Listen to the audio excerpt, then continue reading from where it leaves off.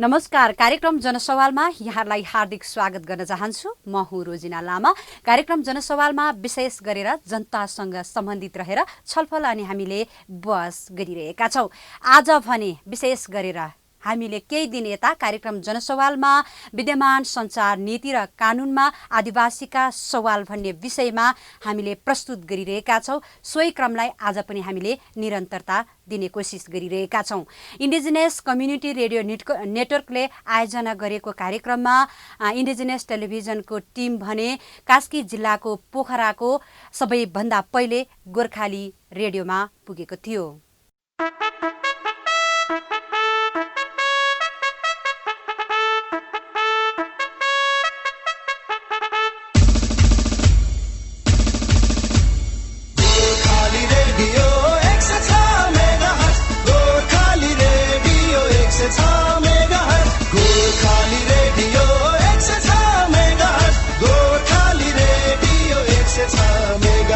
छ्याचलो Gorkhali radio progressive 2 megahertz पोखराले प्रसारण त भए तमी केही कार्यक्रम यही ता थिसिटी भए तान श्रोता जोको आपा आमामय आता अलीमय अन्चो नन्चो मलाई ना कार्यक्रम ओलेबा खिमा तमुनी प्राविधिक अगुमय डेल तमु दाई सद्भिक तमुकै तमै स्वागत छ्यातेबा म गोर्खाली रेडियो 106 मेगाहर्ज। अहिले गोर्खाली रेडियोले नेपाली भाषामा मात्रै हाम्रा कार्यक्रमहरू समाचारहरू सम्प्रेषण गर्दै आइरहेकोमा 3 महिना भयो। गुरुङ भाषालाई पनि अलिकति प्राथमिकतामा राख्नुपर्छ।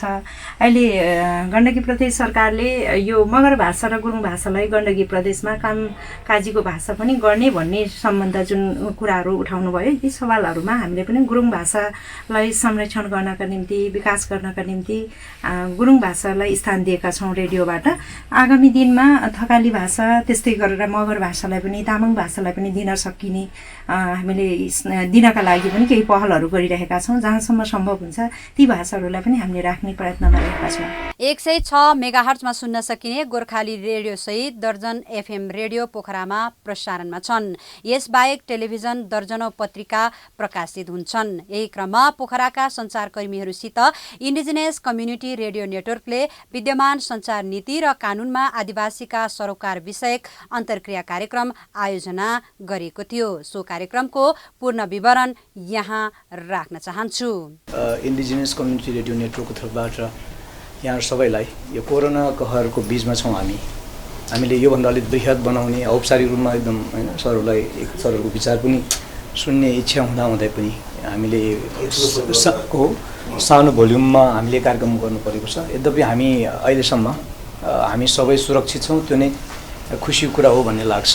यो 8-10 महिनाको बीचमा म धेरै कुरा नगरिकन इन्डिजिनियस कम्युनिटी रेडियो नेटवर्कको एउटा सदस्य रेडियो मध्येमा गोर्खाली रेडियो पनि एउटा हो। हामीसँग 24वटा रेडियो आबद्ध छन्। त्यसमा म आबद्ध रेडियो चाहिँ रेडियो नवबुद्ध काभ्रे हो। म रेडियो नवबुद्धको म संस्थापक स्टेसन म्यानेजर हुँ र त्यसमा रेडियो कैरन, रेडियो लिखु हामी सँगै आबद्ध छौँ र यता नजिकको चाहिँ मर्स्याङदी, रेडियो मर्स्याङदी लम्जु लगायत हामी 24वटा सामुदायिक रेडियो जो चाहिँ आदिवासी जनजातिले रन गरिरहेको छ, त्यसको आधारमा हामीले आबद्ध गरेर हामी सङ्गठित भएको हामी 4 वर्ष भएको छ। त्यसको जिम्मेवारी हिसाबले नेतृत्व हिसाबले मैले गरिरहेको छु र नेवा एफएम काठमाडौँमा छ, नेवा एफएम लगायतको साथीहरू आबद्ध छन्। यसमा धेरै कुरा इन्डिजिनियस कम्युनिटी रेडियो नेटवर्कले विशेष गरी आदिवासीको मिडियाको सवालमा हामीले नीति निर्माणको तहमा वकालत गर्दै आएका छौँ र सामुदायिक रेडियो त्यसमा आदिवासी रेडियोको क्षमता अभिवृद्धिको लागि हामीले विभिन्न खालको तालिम, गोष्ठी, त्यसपछि प्राविधिक सहयोगहरू गरिरहँदाखेरि अब सङ्घीयतामा गइसके पछाडि चाहिँ प्रादेशिक सरकारलाई पनि केही अधिकारहरू दिएको छ। सँगसँगै स्थानीय सरकारलाई पनि नयाँ संविधानले पनि सञ्चार सम्बन्धी नीति कानुनहरू बनाउन, विशेष गरी कानुन नियमावलीहरू बनाउनको लागि अधिकार पनि दिएको छ। सञ्चार आफै चलाउन केही कानुनहरू, अधिकारहरू दिएको छ।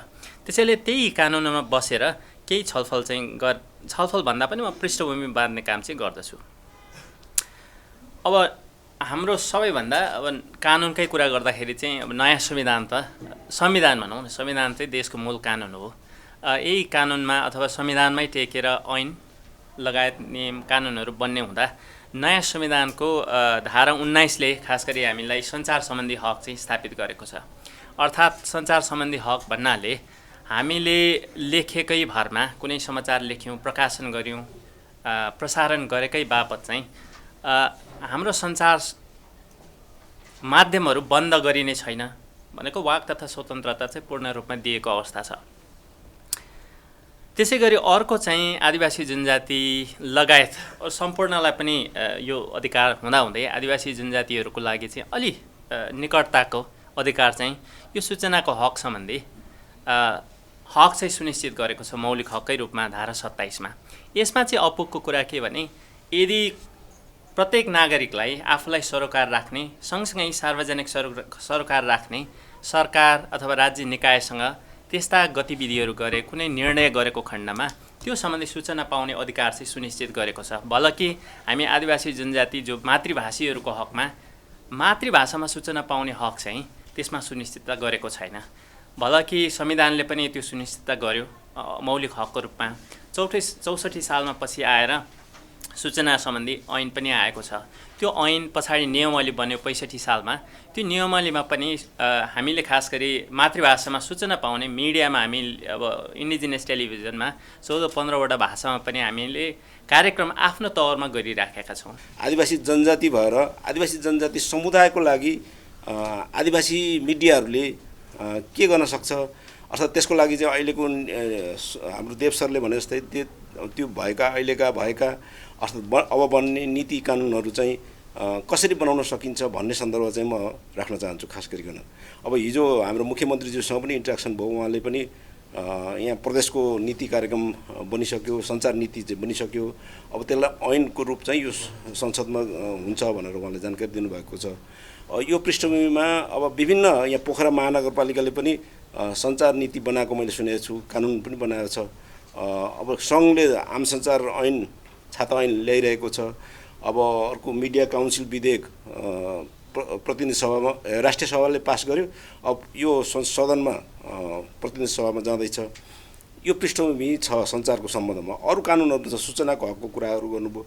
योसँग धेरै सरोकार राख्ने कानुनहरू छन्, तर हामीले कसरी राख्ने भन्ने कुरा चाहिँ धेरै महत्त्वपूर्ण हुँदो रहेछ। हामी चाहिँ कुरा राख्छौँ, तर आम मिडियाकर्मी जस्तो सबै मिडियाकर्मी जस्तो चाहिँ कुरा ढङ्गले राख्छौँ, तर हामीले आदिवासी भएर चाहिँ राखेको छैन होला जस्तो लाग्छ मलाई। यो चाहिँ पहिलो जमर्को हो। किनभने हामीले यो नीति कानुन ऐन जुनसुकै विषयमा गर्दाखेरि पहिला चाहिँ हामी आदिवासी भएर राख्नुपर्ने हुन्छ। हामी आदिवासी पहिचानवाला हौँ। हाम्रो पहिचान नेपालको संविधानले दिएको छ, अन्तर्राष्ट्रिय कानुनले दिएको छ। हामी आफ्नै पनि परम्पराले, हाम्रो भाषाले, हाम्रो संस्कृतिले, हाम्रो ऐतिहासिक थातथलोले सबैले हामीलाई चाहिँ आदिवासी भनेर चाहिँ पहिचान दिएको छ। त्यसकारण त्यो पहिचानवाला हामी हौँ। पहिचानवाला भन्ने बित्तिकै हामी अधिकारवाला हौँ। हाम्रो विशेष अधिकार हुन्छ। त्यो पृष्ठभूमिमा हामीले यो सञ्चार नीति र कानुनमा आदिवासीको सवाल राख्दाखेरि चाहिँ राख्नुपर्छ होला भन्ने मेरो चाहिँ धारणा छ। अब यसमा म एकदम छोटोमा राख्छु। अब यो सरकारले चाहिँ पहिचान दिएको छैन भन्ने कुराहरू धेरै सन्दर्भहरू हुन्छन्, तर अब यो संविधानले, नेपालको संविधानले हाम्रो आदिवासीको पहिचान दिएको छ। यो संविधानमा अपुरो होला, आदिवासी अभियानकर्ताहरूको यो संविधान अधुरो भयो, कालो संविधान भयो भनेर हिँड्नुहुन्छ, त्यो बेग्लै बाटो हो, उहाँहरूको कुरा हो। हामी त्यो राजनीतिक विषय होइन, तर हाम्रो अहिलेको संविधानले, मौजूदा संविधानले दिएको, कानुनहरूले दिएको मान्यताको आधारमा पनि त हामीसँग अधिकार छ नि त। जस्तो राष्ट्रिय आदिवासी जनजाति उत्थान राष्ट्रिय प्रतिष्ठान ऐनले 59 आदिवासी जनजातिको पहिचान गरेको छ। अनुसूचीमा अनुसूचितमा हामी चाहिँ सूचीकृत छौँ। को छौँ भनेर त्यो लिस्टहरू भन्नु पर्ला जस्तो लाग्दैन मलाई। त्यसैले संविधानको विभिन्न धारामा आदिवासी आयोगको व्यवस्था छ। त्यसै गरिकन विभिन्न धारा उपधारामा आदिवासी भनिएको छ, आदिवासी जनजाति भनेको छ, अल्पसङ्ख्यक, सीमान्तकृत, अति सीमान्तकृत, लोपोन्मुख, यी शब्दहरू त संविधानमा आएको छ नि त। त्यो कसलाई केन्द्रित गरेको भन्दा हामीलाई नै हो। त्यस कारणले तिनीहरूको पनि त विशेष अधिकार हुन्छन्, किन राखियो होला भन्ने पृष्ठभूमि पनि त हामीले हेर्नुपर्ने हुन्छ। त्यस कारणले आदिवासी सञ्चार नीति र कानुनहरूमा सालाखाला चाहिँ अरू मिडियाहरू जस्तो चाहिँ अरू मिडियाहरूको दाँजोमा, अरू मिडियाकै वर्गमा राखेर होइन कि आदिवासी मिडियाको रूपमा, आदिवासीहरूले चलाएको मिडियाहरूको रूपमा, उनीहरूको स्वामित्वको मिडियाहरूमा चाहिँ छुट्टै मान्यता दिनुपर्छ भनेर यो अन्तर्राष्ट्रिय कानुनहरूले भन्छ। किनभने अघि मैले जुन भने त्यहाँ सरकारी सञ्चार माध्यमको कुरा छ, सार्वजनिक सञ्चार माध्यम अर्थात् सरकारी सञ्चार माध्यमको कुरा छ, निजीको कुरा छ, सामुदायिकको कुरा छ र आदिवासी 4टा त वर्गीकरण छ नि त। तर नेपालको सन्दर्भमा 3टा मात्रै छ, सामुदायिक रेडियो भन्छ, निजी रेडियो भन्छ होइन, सरकारी अर्थात् रेडियो नेपाल जस्ता सरकारी रेडियो भन्छ। तर आदिवासी मिडियाको कुरा त गर्दैन नि त अहिलेको अघि देवजीले भनेको कानुनहरूको अथवा अब आउने नीतिहरूले अथवा अहिले भइरहेको नीतिहरूले अहिले भइरहेको कानुनहरूले त्यो भन्दैन। त्यस कारणले आदिवासी मिडिया छुट्टै व्यवस्था छ। यसको परिभाषा अन्तर्राष्ट्रिय कानुनले के भन्छ भने आदिवासीहरूले सञ्चालन गरेको, आदिवासीहरूले नियन्त्रण गरेको अर्थात् सञ्चालन गरेपछि उनीहरूले स्थापना गरेको, उनीहरूकै आफ्नो नियन्त्रणमा गरेको र उनीहरूले नै आदिवासीकै एकदम सांस्कृतिक रूपले उनीहरूको चाहिँ प्रतिबिम्बित गर्ने इन्फर्मेसनहरू सूचनाहरू चाहिँ सांस्कृतिक रूपले चाहिँ आदिवासीहरूले इन्फर्म गर्ने चाहिँ खालको चाहिँ त्यस्ता खालको मिडियाहरू हुन्छ भनेर चाहिँ अन्तर्राष्ट्रिय कानुनहरूले भन्यो। यो पृष्ठभूमिमा आदिवासी मिडिया फरक हो भन्ने मेरो जिकिर छ। अर्थात् आदिवासीको आफ्नै भाषामा अर्थात् लक्षित समुदायले बुझ्ने भाषामा उसको श्रोताहरू उसको लक्षित समुदायले बुझ्ने भाषामा चलाएको मिडियालाई आदिवासी मिडिया भन्न सकियो। अर्थात् आदिवासी मिडियाका आफ्नो श्रोताहरू आफ्नोले चाहिँ उनीहरूको संस्कृति अनुसार, उनीहरूको भाषा अनुसार, उनीहरूको रहनसहन अनुसारको सूचनाहरू दिन सक्ने खालको मिडिया भयो भने त्यो आदिवासी मिडिया हो। अर्थात् उसको व्यवस्थापन उसले गर्नु पर्यो, उसको नियन्त्रण हुनु पर्यो, स्वामित्व हुनु पर्यो होइन। स्रोत साधन पनि आदिवासीकै सञ्चालन गरेर सञ्चालन भएको चाहिँ मिडियालाई आदिवासी मिडिया भन्नु पर्ला होइन। अब त्यस्तो मिडिया कहाँ छ भन्ने सन्दर्भमा खोजी गर्ने हो भने हामी धेरै पाउन सक्छौँ। त्यसलाई हामीले पहिचान दिन नसकेको मात्रै हो, हामीले परिचय दिएर छुट्टै चाहिँ आदिवासी मिडिया हो भनेर हामीले भन्न नसकेको मात्रै हो। जस्तो अब इन्डिजिनियस टेलिभिजनको हाम्रो जगतजीहरू हुनुहुन्छ, हाम्रो देवजी यसको संस्थापक हुनुहुन्छ, त्यसमा सबै बढीहरू आदिवासीकै छन्। आदिवासीको भाषाहरू 17-18वटा भन्दा बढी भाषाको जान्छ। हामी चाहिँ आदिवासीहरूले बुझ्ने भाषामा आदिवासीहरूले के चाहेको छ त्यो खालको इन्फर्मेसनहरू दिने प्रयत्न गर्दैछौँ। त्यस कारणले इन्डिजिनियस टेलिभिजन भन्नुहोस्, अर्को त्यसको भगिनी सङ्गठनको रूपमा भगिनी मिडियाको रूपमा आइटिभी आएको छ अहिले के अरे यो सेटेलाइट प्रविधिबाट। अब यो छिटै तपाईँहरूले पनि हेर्न सक्नुहुन्छ होला होइन आइटिभी। अनि त्यसपछि अब नेपाल मण्डल नेवा भाषामा नेवारीहरूमा सञ्चालन हुन्छ। नेवा टेलिभिजन छुट्टै छ, नेपा टिभी पनि अर्कै है छुट्टै छ। अर्थात् यस्ता खालको मिडियाहरू छुट्टै छ। अब यस्तो खालको यहाँ त छैन होला, छ टेलिभिजन आदिवासी छैन होइन। अब रेडियोतर्फ कुरा गर्ने भने यो इन्डिजिनियस कम्युनिटी रेडियो नेटवर्क आफैमा एउटा इन्डिजिनियस मिडिया हो। यसमा आबद्ध अहिले 24वटा संस्थाहरू छ भनेर त्यसमा लिस्ट पनि दिएको छ होइन। त्यो 24वटामा म सरसरी अब त्रियुगा छ, रेडियो उदयपुर, सामुदायिक रेडियो उदयपुर छ, आफ्नो एफएम ओखलढुङ्गा, नेवा एफएम छ काठमाडौँको, रेडियो नवबुद्ध हाम्रो जगतजीकै हो, गोर्खाली रेडियो यहाँ खिमाजीहरूकै हो होइन, रूपाकोट, मेनछ्याम, कालिन्चोक, अनि सुमालुङ एफएम पाँचथरमा छ, गुरुबाबा एफएम थारूहरूको बर्दियामा छ, जनसञ्चार भक्तपुरमा छ, भोजपुर एफएम भोजपुरमा चोमलुङमा एफएम छ, रसुवा एफएम छुट्टै छ, रेडियो रसुवा भन्छ के अरे। अनि रेडियो कैरन हाम्रो देवजीहरूको हो, लिखुको हाम्रो स्टेसन म्यानेजर हुनुहुन्छ हाम्रो पामजी, रेडियो लिखु रामेछाप होइन रामेछाप, जलजला एफएम उहाँ रोल्पाको छ, मर्स्याङदी एफएम लमजुङको हाम्रो गमबहादुरजीहरू होइन गमप्रसादजीहरू, अनि खादबारी एफएम छ, अनि मिता एफएम थारूहरूको छ, उहाँ लाहानमा समाद एफएम छ, जुगल अर्थात् 24वटा रेडियोको मैले सरसरी भनेको यी भनेको चाहिँ आदिवासी मिडिया अनुकूल हुन। आदिवासी मिडियाको परिभाषाभित्र सबै पर्सन जस्तो लाग्दैन, त्यहाँ गएर आदिवासी पनि छन्, अरू समाचारहरू पनि जान्छ। समाचार फेरि अब मेन स्ट्रिमको समाचारहरू नदिने भन्ने कुरै होइन होइन। हाम्रो आदिवासीको श्रोताहरूले जे चाह्यो हामी त्यही दिन्छौँ, तर श्रोताहरूले चाहेको चाहिँ नदिने लक्षित वर्गहरूले नचाहिने कुरा चाहिँ नदिनेलाई हामी आदिवासी भन्न सक्दैनौँ। तर आदिवासी मिडियाको रूपमा यी रेडियोहरू चाहिँ स्थापित छन्। अब तर आगामी दिनमा यसलाई फलोअप प्रोग्राम चाहिँ एउटा ओरिएन्टेसन प्रोग्रामकै 2-3 दिनकै ओरिएन्टेसन प्रोग्रामकै रूपमा यो जरुरी छ। किनभने केही बुझाइ हाम्रो अलिकति सतही छ। जस्तो कि यस्तो महत्त्वपूर्ण ग्राभिटी बोकेको शब्द छ आदिवासी जनजाति, तर अहिले आदिवासी जनजातिको ठक्कै प्रसङ्ग उठायो भनेदेखि चाहिँ एक्सट्रिम पोलिटिक्सको प्रसङ्ग त्यसरी बुझ्छ। त्यसैले अनि कतिपयले चाहिँ यसलाई म त्यो मुद्दा त्यो ढङ्गले उठाउन नसकिरहेको अवस्था अनुभूति हुन्छ। त्यसले गर्दाखेरि यो अलिकति पोलिटिकलाइज ओड भएको जस्तो किसिमको भइरहेकोले गर्दा हामीले मिडियाबाट बुझाउनु जरुरी छ। अब अघि जुन प्रसङ्ग आयो नि इन्टरनेसनल सेक्टरमा हेर्ने भनेदेखि आदिवासी मिडिया भनेपछि जुन किसिमको सम्मान जुन किसिमको काम गरिया छ नि त्यो त्यहाँ बाहिर चाहिँ आदिवासी भन्ने बित्तिकै त्यहाँ चाहिँ रैथाने त्यहाँको चाहिँ एकदमै होइन पहिलेदेखि लामो समयदेखि बसोबास गरिरहेको जाति भनेर उनीहरू आफैले त गर्व पनि गर्छन्, अरूले सम्मान व्यक्त गर्छन्। हाम्रोमा चाहिँ त्यो परिवेश अलि भइराखेको छैन।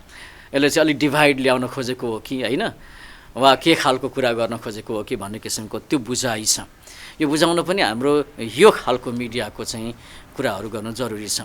अनि त्यसैले अब कतिपय त्यो प्रथाजनित कुराहरूदेखि लिएर आदिवासी जनजातिका मिडियाले के गर्न सक्छ भन्ने बारेमा हामीले ती कुरा प्रश्न पार्नुपर्छ। अब यहाँ एउटा खुसीको कुरा चाहिँ के हो भन्दाखेरि अब इन्डिजिनियस रेडियो नेटवर्ककै अब यत्रो 24वटा छ भन्ने कुरा आयो, टेलिभिजनको कुरा आयो, केही ठाउँमा चाहिँ त्यस्तो मिडियाहरूको प्र्याक्टिस छ। तर सरस्वती हेऱ्यौँ भनेदेखि हामीलाई यसो भन्दाखेरि अन्याय हुँदैन होला, महिलाहरूद्वारा सञ्चालित रेडियो भयो, पत्रिका भयो होला, आदिवासी जनजातिहरूको होइन व्यवस्थापन वा स्वामित्वमा रेडियो भयो होला, टेलिभिजन मिडिया भयो होला। तर हामीले त्यही भाषा त्यही संस्कार संस्कृति बुझाउने गरी हामीले त्यसलाई चाहिँ अगाडि बढाउन सक्यौँ कि सकेनौँ भन्ने कुरा चाहिँ यक्ष प्रश्न हो। यो केहीले चाहिँ गरेका छन् तर अधिकांशले गरेका छैनन्। त्यसैले अबको सवाल भनेको चाहिँ के हो भन्दाखेरि हामीले कोसँग प्रतिस्पर्धा गर्ने, हामीले कति के गर्ने होइन भन्ने भन्दा पनि हामी कुन समुदायको लागि टार्गेट गरेर गर्दैछौँ त्यो ढङ्गको मिडिया चलाउनुपर्छ भन्ने कुरामा अलिकति हामी सिरियस हुनुपर्छ। अनि त्यसो गरिरहँदा फेरि राम्ररी थाहा छ मूलधारको मिडिया चलेको पनि चल्नलाई गाह्रो भएको बेलामा अब यो खालको एउटा निश्चित जाति समुदाय वर्ग र ठाउँ विशेषको ढङ्गले चल्दैन मिडिया। त्यसको लागि चाहिँ ठ्याक्कै अब हामीले के गर्नुपर्छ भने अलिकति अघि प्रसङ्ग उठे जस्तै कि आदिवासी मिडियालाई राज्यको तत्तत निकायबाट के कस्तो किसिमको प्राथमिकतामा राख्न सकिन्छ। जस्तै प्रेस काउन्सिलको वर्गीकरणमा हामीले अरूले पुरा गर्नुपर्ने अङ्क घटाएर हुन्छ वा पेज घटाएर हुन्छ वा लोक कल्याणकारी विज्ञापनको मात्रा बढाएर हुन्छ। यो के गर्न सकिन्छ भन्ने बारेमा राज्यको एक किसिमको हामीले जबरजस्ती लबिङ गर्नु टड्कारो आवश्यकता छ।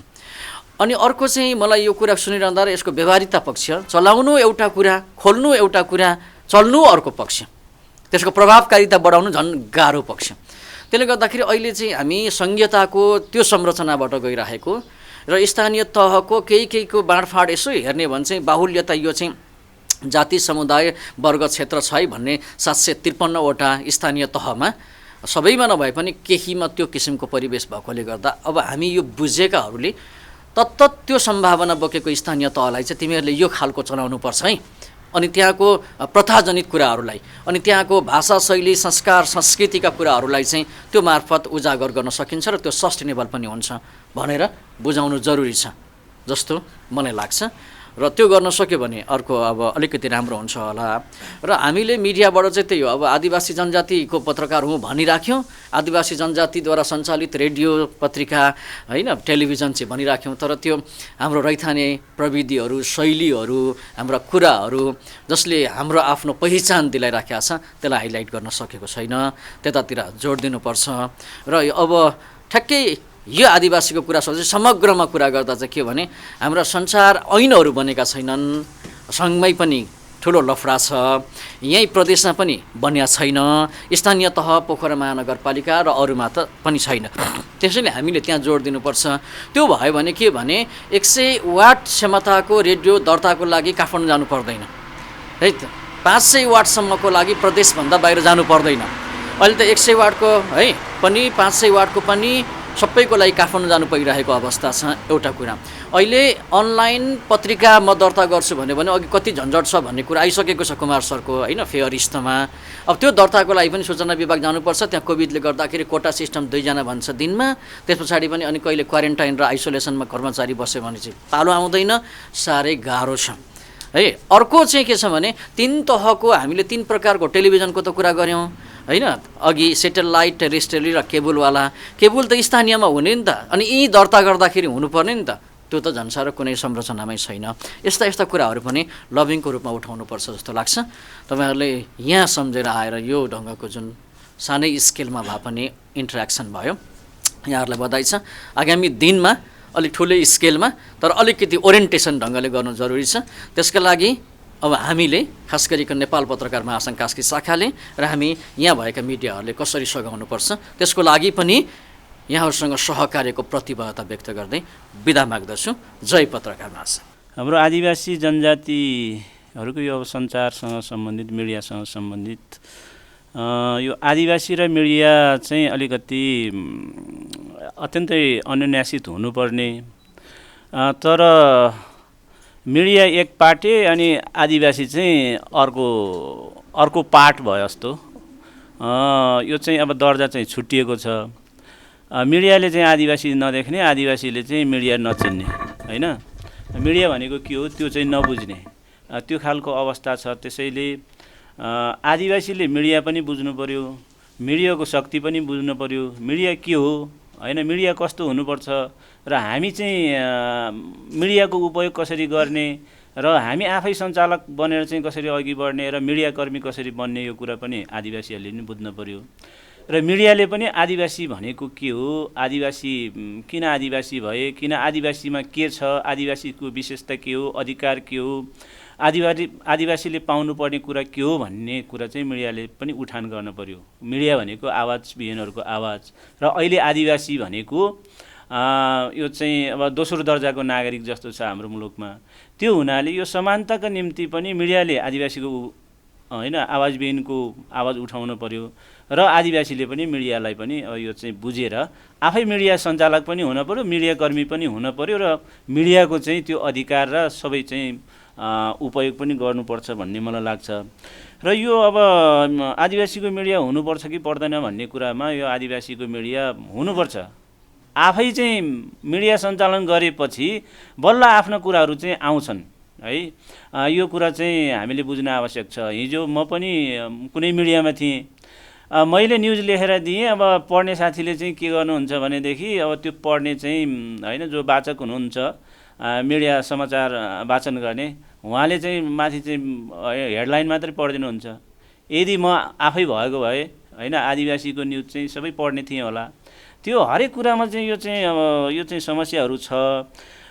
त्यसैले चाहिँ आफै चाहिँ सञ्चालक, आफै चाहिँ मिडियाकर्मी यो चाहिँ हुन चाहिँ आवश्यक छ भन्ने मलाई लाग्छ। र अर्को कुरा चाहिँ अब यो भाषाको कुरा गर्दाखेरि हाम्रो मातृभाषा चाहिँ करिब करिब मरिसकेको छ धेरै, होइन? धेरै लोपमा पुगेको छ, धेरै चाहिँ अब मरिसकेको अवस्था पनि पुगेको छ। र यो मातृभाषाको चाहिँ संरक्षण कसरी गर्ने भन्ने कुरालाई पनि अलिकति सोच विचार पुर्याउनुपर्छ। र अहिले यो संविधान बनिसकेपछि भाषा आयोगको कुरा छ संविधानमा, तर खोइ त त्यो भाषा आयोग होइन के गरिराखेको छ त्यो भाषा आयोगले, होइन? यो कुरालाई पनि हामीले खोज्ने कि नखोज्ने भन्ने कुरालाई चाहिँ पनि अलिकति चाहिँ जोड दिन आवश्यक छ। अरू अब मौलिकता हाम्रो संस्कृतिको कुरा, प्रथाजनित यो कानुनहरूको कुरालाई कसरी व्यवस्थित गर्ने, कसरी चाहिँ उठान गर्ने, कसरी चाहिँ होइन आइएलओ युएनडी लगायत दिएको अधिकारहरूलाई उपयोग गर्नको निम्ति हामी कसरी जुट्ने भन्ने अर्को सवाल हो। र अघि नै अब हाम्रो आदरणीय दिपेन्द्र सरले भनिसक्नुभयो, यो आदिवासी भन्ने बित्तिकै यो पोलिटिकल्ली चाहिँ यो शब्दै त्यो हो कि भन्ने चाहिँ यो बुझाइ भयो। त्यो चाहिँ बाट चाहिँ हामी माथि उठ्नुपर्छ। यो होइन यो चाहिँ आदिवासी पहिचान, अधिकार, समानता, समानुपातिक समावेशिता यो भन्ने कुराहरूलाई चाहिँ राजनीतिकरण चाहिँ गरिएको छ, राजनीतिक व्यापार गरिएको छ।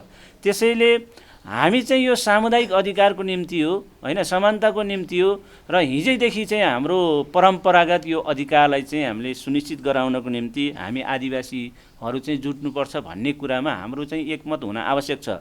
यदि यो भएन भने चाहिँ हामी फेरि पनि अहिले पनि हामी मिडियाकर्मीहरू छौँ, झोलेहरू छौँ, हेर्नुहोस् है, झोले छौँ। हाम्रो यो चाहिँ आदिवासी पत्रकार छौँ, आदिवासीको कार्यक्रममा पुग्दैनौँ, जहाँ चाहिँ मन्त्री र मुख्यमन्त्री र प्रधानमन्त्री र के छ राजनीतिक दलका नेता छन्, उनको कुरा चाहिँ लेख्न चाहिँ हामी चाहिँ झोला बोकेर उनको झोला होइन झोलेको रूपबाट चाहिँ हामी त्यसरी पनि यो चाहिँ दुरुपयोग भइरहेका छौँ र हामी आदिवासी पत्रकारहरूले आदिवासीकै इस्युलाई चाहिँ नछुटोस् होइन, जोड दिएर चाहिँ हामी चाहिँ अगाडि बढ्नुपर्छ। अब झोले होइन, आफ्नो चाहिँ विचार, आफ्नो भावना, आदिवासीका चाहिँ इस्युहरूलाई चाहिँ अगाडि उठाउनको निम्ति चाहिँ अगाडि बढ्नुपर्छ। र यो अडानपत्रसहित अब विभिन्न आइएलओ युएनडिपको कुराहरू सबै कुराहरू आयो, यो होइन, यो त लेखनमा सबै कुरा हामी कहीँ पनि छुट्याएको छैनौँ, आफ्नो कुरा उठाउन, भन्न, गर्न। तर यी कुरालाई चाहिँ पुरा गराउनको निम्ति हामीले के गर्ने त, कसरी हामी अघि बढ्ने होइन। जस्तै यो अडानपत्रको कुरा पनि आयो, यो अडानपत्र चाहिँ हामीले यसरी अडानपत्रमा मात्रै राखेर यो चाहिँ पुरा हुन्छ, कार्यान्वयन हुन्छ होइन। यो धेरै लडाइँ लड्नुपर्छ, यसलाई दबाब दिन के गर्नुपर्ने, कसरी अघि बढ्नुपर्ने, यो कुरामा हामी सबै एकताबद्ध भएर एउटा चाहिँ भित्री आत्मैबाट हामी आदिवासी हौँ, हाम्रो पीडा यो छ, हामीमाथि चाहिँ विभेद छ, हामी समानताको निम्ति चाहिँ सबै जुटेर चाहिँ अघि बढ्नुपर्छ।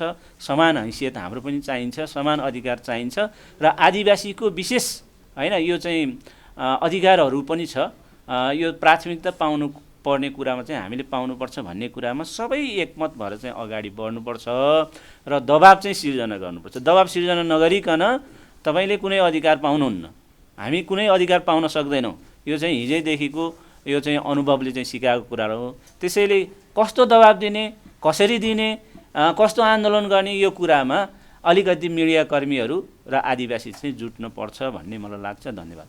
त्यो भाषाको कुरा गर्दाखेरि हाम्रो आदिवासी सञ्चार संस्था किन फस्टाउन सकेन, हाम्रो माध्यम किन फस्टाउन सकेन भन्ने कुरामा मूलत हामीले उठाउनु पर्ने कुरा, अब सञ्चारकर्मीहरूले उठाउनु पर्ने कुरा राजनीतिक होइन होला, फेरि राजनीतिक हो पनि होला, दुइटै कुरा हुनसक्छ। तर एउटा कुरा के हो भने हाम्रो भाषा संस्कृतिलाई जीवन्त राख्नको लागि हाम्रो सामाजिक संस्थाहरू, सम्बन्धित जातीय संस्थाहरू र सम्बन्धित राजनीतिक पार्टीहरूले पनि गर्नुपर्ने, यो देशमा रहेका राजनीतिक पार्टीहरूले जुन हिसाबले हेरिनुपर्ने हो त्यो त्यसरी नहेरिएको कारण र सम्बन्धित जातीय संस्थाहरू पनि त्यो हिसाबले नलागेको पनि हुनसक्छ। त्यसले गर्दाखेरि हाम्रो भाषा संस्कृति सबै एउटा लोपोन्मुख अवस्थामा पुगेको अवस्था सबैको एउटै हो।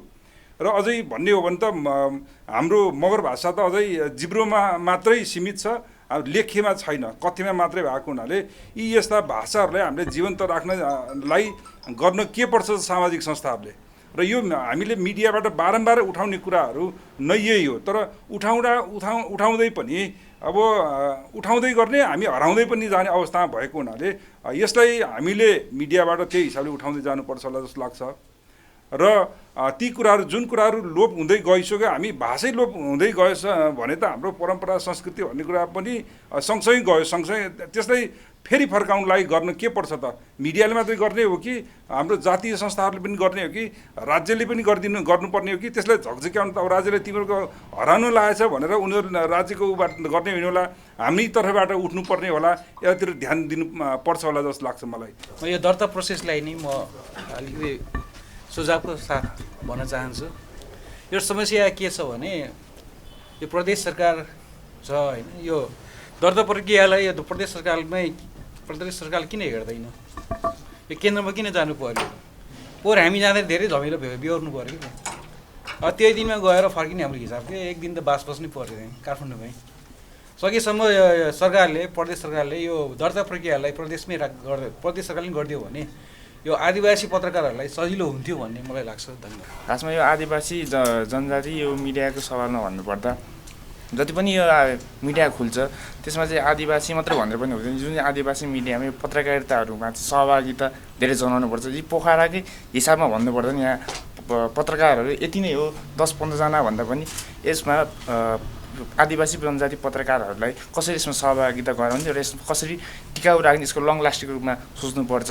मिडिया मात्रै खुलेर पनि हुँदैन, जहाँ जुन क्षेत्रमा भए पनि, जुन आदिवासीको नाममा नरहे पनि त्यहाँ आफ्नो क्षेत्रबाट चाहिँ हामीले यो आदिवासीको भाषा संस्कृति संरक्षणको बारेमा हामीले त्यही ठाउँबाट पनि हामीले त्यसलाई संरक्षण गर्न सकिन्छ। त्यसको बारेमा हामीले त्यसलाई प्रोत्साहन, त्यसलाई कसरी अब पत्रकारहरूलाई अरूभन्दा नि हामी पत्रकारले नै यसो कसरी हकको लागि पत्रकारलाई नै यसरी कसरी टिकाउ राख्ने र यसलाई कसरी लङ लास्टिङ सस्टेनेबल टिकाउने भन्ने उसमा सोचमा राख्नुपर्छ। धन्यवाद। खास गरी यो जुन मलाई बोल्न मन लागेको चाहिँ मिडिया र आदिवासी बारेको एउटा अनुभव। रेडियो नेपालमा 2051 सालदेखि राष्ट्रिय भाषाको समाचार प्रसारण हुँदै आएको छ र अहिलेसम्म आउँदाखेरि 21वटा भाषामा समाचार प्रसारण हुन्छ। राष्ट्रिय भाषामा भने 24वटा भाषामा कार्यक्रमहरू प्रसारण हुन्छन्।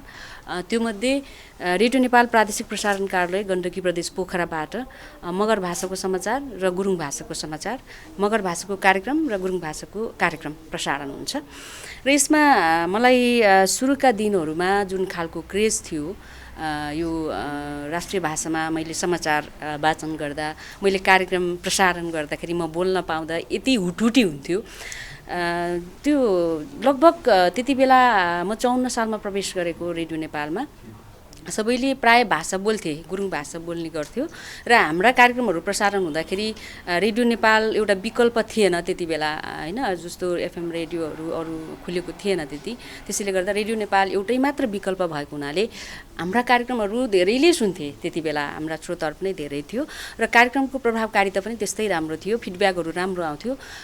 जुन भाषाको कार्यक्रम आयो ल रेडियो नेपालमा, गुरुङ भाषाको कार्यक्रम अझै गण्डकी प्रदेश त्यति बेला अब यो क्षेत्र भनेको गुरुङहरूकै बाहुल्यता भएको क्षेत्र भएको हुनाले गुरुङ भाषाको कार्यक्रम प्रसारण हुने, समाचार प्रसारण हुने भनेपछि एक खालको छुट्टै खालको थियो कि त्यति बेला सबैले सुन्ने, ट्युन गर्ने गर्थ्यो। र पछिल्लो समयमा आएर कस्तो भयो भने फेरि धेरै रेडियोहरू जन्मिसकेपछि जहाँसम्म लाग्छ यो त्यो पछिल्लो समयमा हामी त्यो निरन्तर दिइराखेका छौँ, त्यहाँबाट कार्यक्रमहरू प्रसारण पनि गर्दैछौँ, समाचार पनि हामी प्रसारण गर्दैछौँ। यसमा एउटा फेरि ग्याप भयो कि जेनेरेसन ग्याप भयो। त्यो पछिका पुस्तान्तरणको कुरा अघि आयो जुन, जस्तो म बोल्छु गुरुङ भाषा, म बोल्छु, मेरो सन्तानले बोल्ने कि नबोल्ने, मेरो सन्तानलाई सिकाउने कि नसिकाउने। हामीले त संरक्षणको लागि त आफ्नो भाषा पनि सिकाउनु पर्ने होला। तर कस्तो भयो भने म बोल्छु, बाबाआमा बोलेको सन्तानले सुन्छ, उसले फर्काउन जान्दैन के, ऊ बोल्न जान्दैन। त्यो भएपछि समस्या भयो कि पुस्तान्तरण हुन सकेको छैन। त्यसले गर्दा अब लोप हुने हो कि भन्ने खालको एकपट्टि त्यो चिन्ता छ। र अर्को कुरा एकदमै यो मलाई खड्किरहेको कुरा, हामी आदिवासी जनजातिहरू जब अलिकति सक्षम, जस्तो अहिले एसई भन्छौँ, त्यसमा अलि राम्रो मार्क्स ल्यायो भने अनि हामी लाउरे हुने त्यो प्रथा छ कि। त्यो प्रथाले गर्दा के हुन्छ भन्दा हामी त अब भाषाको हिसाबले त आफ्नै भाषा त के नेपाली भाषै त अब बिर्सन्छौँ। अब धेरै जसो ल ब्रिटिसमै भर्ती हुने भन्ने, इन्डियामै भर्ती हुने भन्दाखेरि आएका जाएगा अनि यस नो भन्ने खालको अब त्यो उहाँहरूको लवाजै अर्को भइसक्छ होइन। त्यो भाषाको हिसाबले जान्नुपर्छ र पनि यो लोप हुनुमा यो पुस्तान्तरण चाहिँ भएन। अब म मिडियामा छु, मेरो सन्तान लाउरे छ, अनि कसरी बचाउने त? यो सञ्चार क्षेत्रमा हामी कसरी टिक्ने त होइन? जसले जे गर्ला भन्ने आशा छ, त्यो आशाको दियो चाहिँ अन्तैतिर मोडिन्छ भने यो धेरै कारणहरू हुनसक्छ, आर्थिक कारण हुनसक्छ, साथीहरूको लय हुनसक्छ, हाम्रो परम्परा हुनसक्छ होइन, अब धेरै कुराहरू हुनसक्छन्, उसको रहर पनि हुनसक्छ।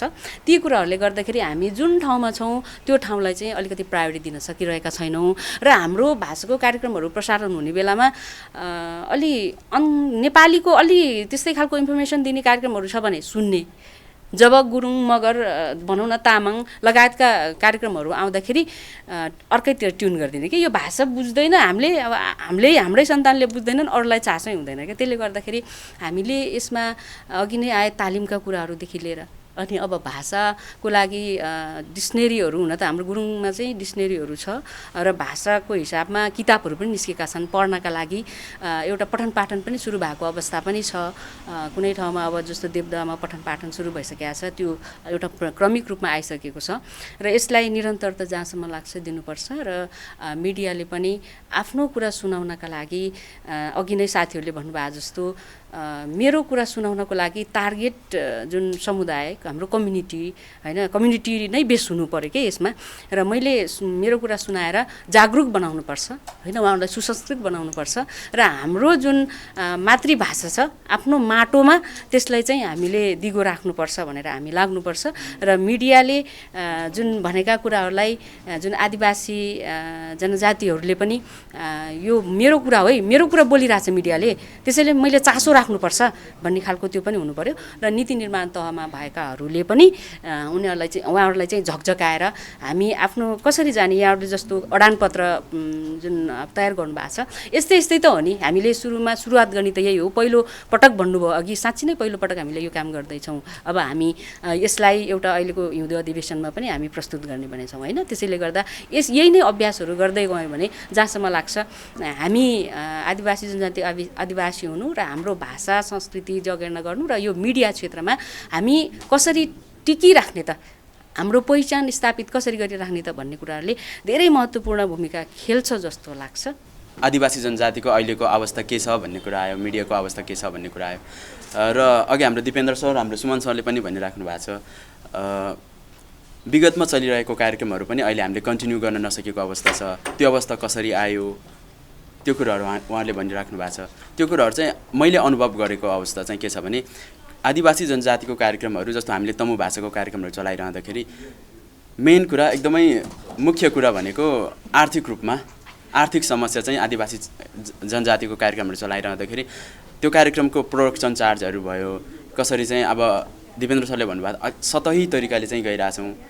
जस्तो आदिवासी जनजातिको कार्यक्रमहरू गरिरहँदाखेरि फिल्डमै गएर त्यो कार्यक्रमहरू चाहिँ हामीले उत्पादन गर्न सक्यो भने राम्रो हुन्थ्यो, तर त्योहरू अहिले गर्न सकिरहेको अवस्था छैन। व्यक्तिगत रूपमा र संस्थागत रूपमा जातीय संस्थाहरूले चाहिँ त्यो प्रायोजन गरिरहेको अवस्थामा अब प्रदेश सरकार छ, सङ्घीय सरकार छ, स्थानीय तहहरू छ, उहाँहरूले पनि यसलाई चाहिँ मूल्याङ्कन गरेर केही स्पोन्सरहरू देखेर पिएसएहरू अहिले दिइराख्नु भएको छ, लोक कल्याणकारीहरूको चाहिँ अहिले गरिराख्नु भएको छ। तर त्यो कार्यक्रमकै लागि पनि केही छुट्टै बजेटहरू केही व्यवस्थाहरू भयो भने अझै पनि त्यो कार्यक्रमहरू चाहिँ प्रोत्साहन चाहिँ पाउन सक्थ्यो र त्यो अघि चलिरहेको कार्यक्रमलाई पनि फेरि हामीले कन्टिन्यू गर्न सक्थ्यौँ जस्तो मलाई लाग्छ। जुन रूपमा यो आदिवासीको भाषा संरक्षण र आदिवासीको संस्कृति संरक्षणको कुराहरू चाहिँ उठिरहेछ, मिडियामा कसरी चाहिँ त्यसैले संरक्षण गर्ने भन्ने कुरा छ। अस्ति अघि कुमार सरले भन्नुभयो जसरी र मिडियामा जति पनि छन् नि 38 समथिङ कति प्रतिशत चाहिँ मिडियाले चाहिँ अन्य भाषा अथवा यही भाषालाईमा चाहिँ उहाँहरूले चाहिँ रेडियो अथवा उहाँहरूको सञ्चार माध्यम दर्ता गर्नुभएको छ प्रेस काउन्सिलमा। उहाँहरूको चाहिँ अब कतिले त गर्नुभयो होला, कतिले गर्न छोड्नुभयो, के कारणले छोड्नुभयो होइन। अनि त्यसलाई चाहिँ अब फेरि त्यो अगाडिकै पार्टमा उहाँहरूले गरेको पार्टहरू अब कतिले त अब पहिला गुरुङ भाषाको कार्यक्रम अथवा समाचार पढ्नुभयो होला, अहिले छोडिसक्नु भएको अवस्था छ कि।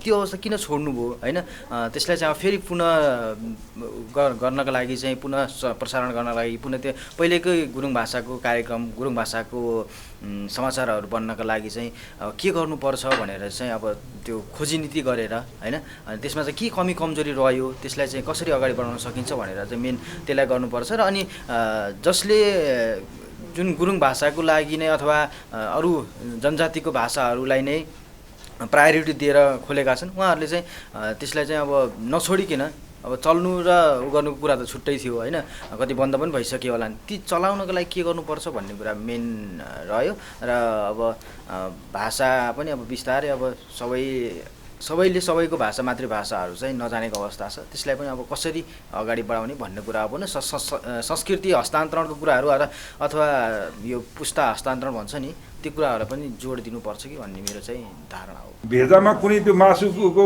भाउ बढाउनु पर्यो त्यहाँदेखि बढाइदिने होइन, घटाइदिने त्यहाँदेखि घटाइदिने, अथवा असम 2टा पूजा गरेर आइसादेखि 3टा गराउने छिटो पालो चाहिँ सक्नुपर्छ। फेरि प्रत्येक मगरहरूले घरको त्यो यो पालीमा कसले कति निकाल्ने त्यो घरले यो पाली अर्कोचोटि अर्को घरले गरेर सबैलाई त्यो चाहिँ दायित्व चाहिँ उनीहरूलाई बोकाइन्छ। त्यसको मूल्यको दायित्वदेखि लिएर त्यो पूजा गर्ने दायित्वदेखि लिएर त्यस्तो खालको चाहिँ हुन्छ। र त्यसमा के छ भने अहिले त अब हाम्रो अहिले भर्खर हामीले यहाँले कुरा गर्नुभयो कोलोनाइज सोसाइटी त्यो माइन्ड भएर पनि होला, अलिकति हिजोको जस्तो दुरुस्तै चाहिँ छैन र पनि अहिले पनि यस्तै छ, जीवितै छ। यो खास गरी रोटी भनेको त्यो पनि नियम हुन्छ हाम्रो है। अब त्यसमा हाम्रो रसुवा हुन्छ, रसुवा आमा हुन्छ, उहाँहरूको विधि उहाँले चाहिँ अराएको नीति त्यो निर्देशन गरेको त्यो विधिमा बसेर हामीले आफ्नो चाहिँ होइन दुःख सुखको कुरा गर्ने, अब समाजलाई कसरी अगाडि लैजाने, हाम्रो रीतिरिवाज हाम्रो संस्कार संस्कृतिको हरेक कुरालाई यो चाहिँ दिनभरिको थकाइको होइन एउटा मनोरञ्जन पनि लिने र श्रम विभाजन गर्ने त्यो खालको एउटा थलोको रूपबाट हिजो विकास भएको छ। र यो चाहिँ हाम्रो संस्कृति चाहिँ पुस्त हस्तान्तरण गर्ने होइन, हामीमा भएको सिप चाहिँ पुस्त हस्तान्तरण गर्ने होइन, रोदीमै बसेर हामीले चाहिँ यो रेङ्गा बुन्ने होइन, यो चाहिँ हरेक त्यो तानको कामहरू पनि गर्ने हिजोको चलन पनि हो, भेडाको ऊन काट्ने होइन। अनि पुरानो चाहिँ हाम्रो गीतहरू पनि गायनलाई पनि अब समावेश गरेर दिनभरिको थकान पनि मेटाउने र भोलि चाहिँ कसकोमा के काम गर्ने यो सरसल्लाह पनि गर्ने, यो सबै चाहिँ विधि विधान चाहिँ यो चाहिँ अलि निर्देशित गर्ने रोस्यो बा र रोस्यो आमा होइन, उहाँहरू चाहिँ हाम्रो त्यो चाहिँ रोदीको चाहिँ मूल्य होइन निर्देशन गर्ने, त्यहाँ चाहिँ सबै कुराको चाहिँ व्यवस्थापन गर्ने, सबैलाई चाहिँ एउटा चाहिँ त्यो विधिमा चाहिँ ल्याउने त्यो खालको परम्परा पनि हो।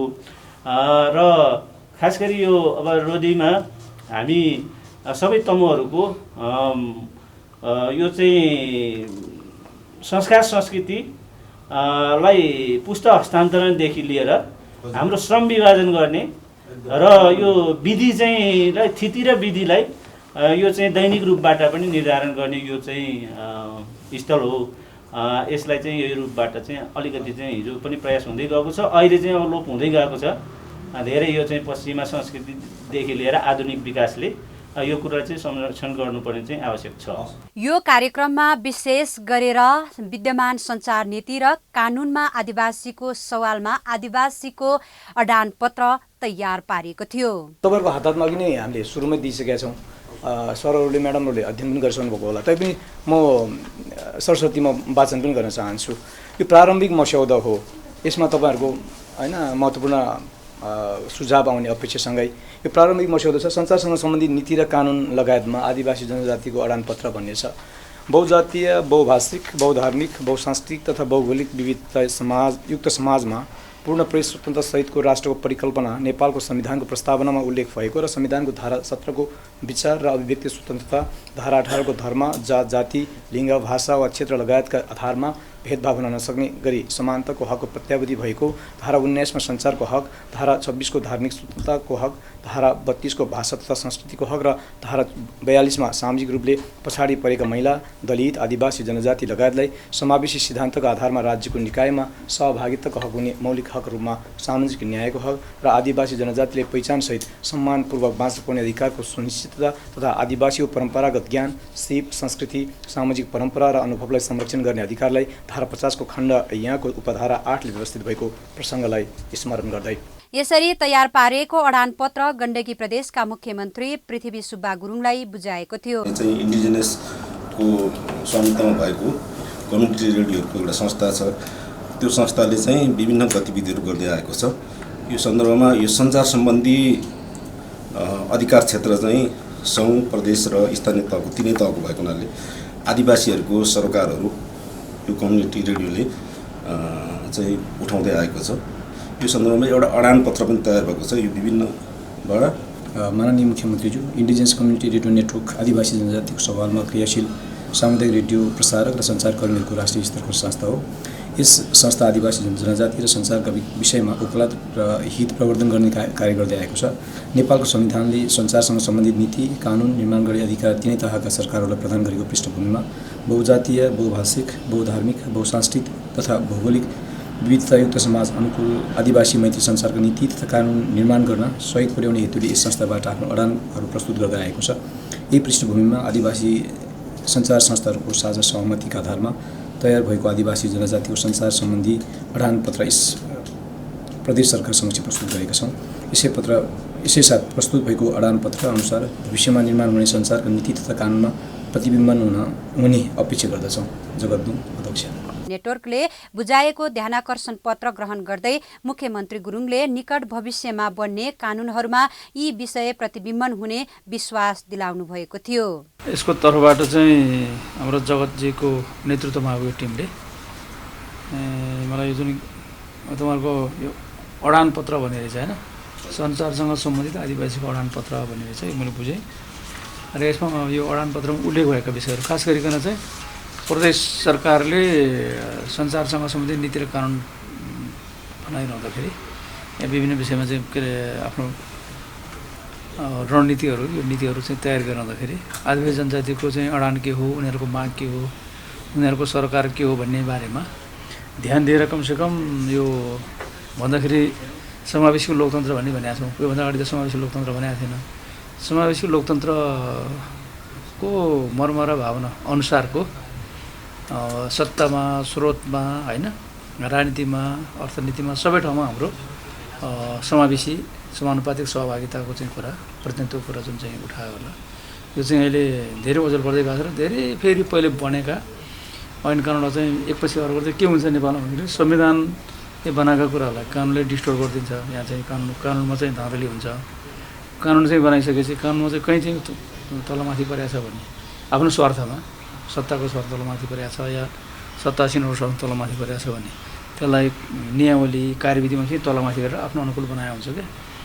यस्तो कुरामा पनि इन्डिजिनियस यो चाहिँ तपाईँको जुन radio network, community radio network छ, यसको चाहिँ ध्यान आकर्षण हुनु पऱ्यो। इन्डिजिनियस चाहिँ टेलिभिजन नेटवर्क होला, यसको पनि ध्यान आकर्षण हुनु पऱ्यो। अब नागरिक टाइपका यस्तो चाहिँ टाइपको धेरै चाहिँ संस्थाहरू छन्, तिनीहरू पनि ध्यान जानु पऱ्यो होइन। त्यस्तो ध्यान गरिरहेको देखिँदैन क्या। हामी विरोध मात्रै गरिरहेछौँ। उहिलेको विरोध चाहिँ अब सक्यो धेरै बागमतीमा त धेरै पानी भयो, हाम्रो गण्डकीमा सेतीमा धेरै पानी बगिसक्यो नि। त्यो धेरै पानी बगिसक्यो भने अथवा चाहिँ धेरै कुराहरू परिवर्तन भइसक्यो, चेन्ज भएर आइसक्यो। हामी अहिले जुन ठाउँमा आएछौँ अहिलेको ठाउँमा चाहिँ हामी त्यो अनुसारको हिँड्न पनि जाने छैनौँ। हामीले पुरानै कुरा गरेर भएन, हामी चाहिँ मुलुक त अरू ठाउँमा गइसक्यो, संविधान जारी भइसक्यो होइन। त्यस कारण त्यस अनुरूपको हाम्रो संस्थाहरूको चाहिँ भएन। खालि बरु आफूलाई के लागेको थियो उसले के गर्यो अनि एकछिनलाई भन्दाखेरि चाहिँ हामी विरोधको कुरा नि गरेर आत्मनिन्दा गरेर राख्ने, आफ्नै नेताहरूको विरोध गरेर राख्ने, कसको चाहिँ स्वार्थ के थियो अनि स्वार्थ बाँच्ने बित्तिकै मेरो विरोध तपाईँले गरेर राख्ने, तपाईँको विरोध मैले गरेर राख्ने, अनि त्यसलाई मूल एजेन्डा बनाउने। एजेन्डा चाहिँ कहाँ छ? राज्यसँग एजेन्डा छ हाम्रो होइन। हाम्रो लडाइँ राज्यसँग हो नि, कुनै व्यक्तिसँग होइन नि। राज्यको नीतिसँग हो, राज्यको नियमसँग हो, राज्यको संविधानसँग हो, जहाँ चाहिँ हाम्रो चाहिँ अधिकार सरकार विषय संविधान विभाग हो। त्यो चाहिँ सबै कुराहरू हाम्रो अधिकारसँग जोडिएका, संयुक्त राष्ट्रसङ्घले मान्यता दिएका, संयुक्त राष्ट्रसङ्घको चाहिँ मान्यता दिएका कुराहरू होइन। हामी के अरे ILO 169 जुन चाहिँ हाम्रो अभिसन्धिको जुन धारा के अरे जुन चाहिँ के अरे अभिसन्धि छ, जो चाहिँ CBD यस्तै युनिट्रिप लगायतका जे छन् नि हाम्रो, अझै हाम्रो चाहिँ यो जैविक विविधताबारे त हाम्रो धेरै भएको छैन। र आदिवासी जनजातिहरूको लागि चाहिँ संयुक्त राष्ट्रसङ्घले त्यत्रो वर्ष आदिवासी लगातार आदिवासी दिवसमा मान्दै झन्डै 2-3 दशकसम्म मान्दै आयो नि। त्यसले गर्दाखेरि अलिअलि यतिको चेतना पनि हाम्रो बुद्धिजीवी वर्गमा, खास आदिवासीको बुद्धिजीवी सम्भ्रान्त अलिकति सामाजिक कार्यकर्ता, नागरिक कार्यकर्ता यतिको चेतना आयो होइन। हाम्रो कम्युनिटी लेभलमा चाहिँ यो चाहिँ हाम्रो समुदाय स्तरमा यो जान त धेरै समय अझै पनि लाग्छ नि। तदन रूपको काम हामीले गरेका छैनौँ। तल थाने त बलियो भयो, सबै बुझ्यो भने हामी त्यसै बलियो भइहाल्छौँ। र हामीले आफ्नो चाहिँ के अरे मागहरू, आफ्नो स्वार्थहरू, आफ्नो सरकारहरूलाई चाहिँ राज्यको तहबाट कार्यान्वयन गर्ने ठाउँ पुग्छौँ होइन। अहिले संविधानमा हामीले भनेअनुसार त हुन सकेन। शक्ति सन्तुलनमै त्यस्तो चाहिँ भइदियो होइन। शक्ति सन्तुलन चाहिँ मिलेर जाने स्थिति बन्यो। हाम्रो मुद्दा बोकिदिने, अब थोरै त बोके जस्तो गर्ने होइन, बोकिदिने ठुलो मूलधारका राजनीति दलहरू त्यसो गरेन। मूलधारमै चाहिँ रहेर चाहिँ कसरी संविधान जारी गर्नलाई के चाहिँ आवश्यकता भयो त्यो आधारमा के कुराहरू समावेश गरेर हामीले भने जस्तो त भएन। तर पहिलोभन्दा त के त भयो। यही चिजलाई कसरी चाहिँ हामीले चाहिँ आत्मसात गरेर अपनत्व ग्रहण गरेर फेरि अगाडि बढ्ने, फेरि उपलब्धि हासिल गर्ने भन्ने कुरामा हामी अहिले चाहिँ चुकिरहेछौँ होइन। हामी चुकिरहेछौँ। अहिले त पृथ्वी गुरुङ नै मुख्यमन्त्री छ एउटा प्रदेशको। एकछिनलाई भन्दाखेरि अनुहारले भन्दाखेरि त शेरधन राई छ उतातिर, 2 जना त छन् 7 जनामा होइन। एउटा चाहिँ अब एउटा रिजनल चाहिँ त्यो अटोनोमी मागिरहेको चाहिँ एउटा शक्ति पनि छ। अब उनीहरूले पनि केही न केही आफ्नो लेभलबाट गर्न भन्न सक्छ नि। हाम्रो लेभल यो चाहिँ भएन, हाम्रो संविधानको अनुसार यो अनुसार भएन भन्ने कुरा यो पनि तपाईँको वातावरण बने छैन हाम्रो। त्यस कारणले गर्दाखेरि चाहिँ ऊ पनि एउटा चाहिँ पार्टीसँग आबद्ध छ। पार्टीको पोलिसी उसको चाहिँ पहिलो कुरा हुन्छ, पोलिसी कार्यान्वयन गर्ने कुरा होइन। त्यस कारणले गर्दाखेरि त्यो वातावरण सबै हामीले बनाउन सकेका छैनौँ।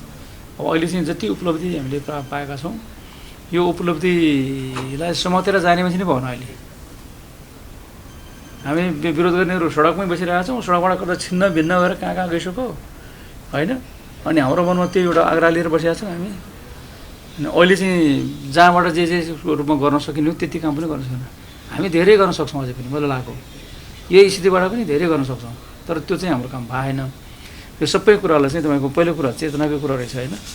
चेतनाको काममा चाहिँ यो इन्डिजिनियस कम्युनिटी रेडियो नेटवर्कले राम्रो चाहिँ भूमिका निर्वाह गर्न सक्योस्। गण्डकी प्रदेश सरकारको तर्फबाट तपाईँले हाम्रो यो संसार नीति बने होइन भन्दैछ नीति चाहिँ हामीले पास गरिसक्यौँ ऐन भने होइन संसार ऐन बनाउँदाखेरि हामी यो कुरालाई पनि अलिकति समावेश गर्ने चाहिँ प्रयत्न गर्छौँ सरकारको विषयहरू भनेर चाहिँ प्रयत्न गर्छौँ र तपाईँले जुन चाहिँ खालको हामीले झकझगाउने काम गर्नुभएको छ यो community radio network indigenous community radio network होइन यसको जगतजी लगायतका सबै कुमारजी लगायत सबै साथीहरूलाई म धेरै धेरै धन्यवाद दिन्छु र यो हाम्रो सकभर चाहिँ हाम्रो गण्डकी प्रदेश सरकारबाट यी सबै कुरालाई सम्बोधन गरेर अगाडि जाने कार्यान्वयन गर्ने कुरामा चाहिँ लाग्ने कुरामा तपाईँलाई म चाहिँ आफ्नो प्रतिबद्धता जारी गर्न चाहन्छु। आदरणीय दर्शक महानुभावहरू, तपाईँले हेरिसक्नु भएको छ गण्डकी प्रदेशको पत्रकारहरूको आवाज र मुख्यमन्त्री पृथ्वी सुब्बा गुरुङको प्रतिबद्धता सँगसँगै आजको कार्यक्रम अन्तिम चरणमा पुगिसकेको छ। तपाईँ सम्पूर्णले टेलिभिजन हेरेर साथ दिनुभएकोमा हृदयदेखि नै धन्यवाद दिन चाहन्छौँ। भोलि यही समय यही बेला नयाँ अतिथि नयाँ विषयवस्तुका साथ हामी उपस्थित हुनेछौँ। तबसम्मको लागि सम्पूर्णलाई आज्ञा दिनुहोस्। नमस्कार।